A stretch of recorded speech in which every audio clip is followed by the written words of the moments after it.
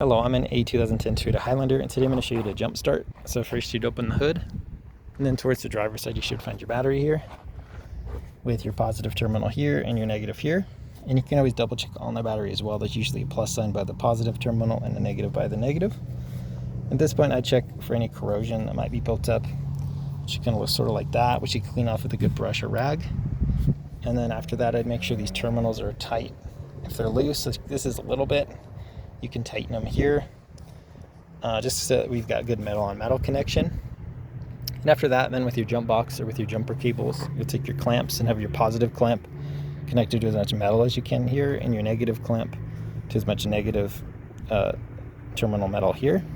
And if you're using jumper cables leading to another vehicle, make sure the other vehicle is turned on with the motor running. You've got your positive leading directly to the positive on the other car, and your negative directly to the negative on the other car.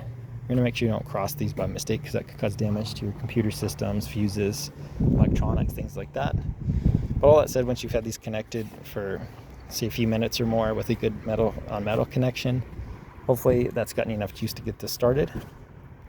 If you've been trying for quite a while and not having any success, you might need to replace the battery, which you can do just by loosening these terminals to take them off, loosening any other supports that might be holding your battery in place. But you'll just lift the old battery out, set the new battery in, and then just reattach and tighten all the terminals. But that's it. I hope this is helpful. Hope you have a wonderful day.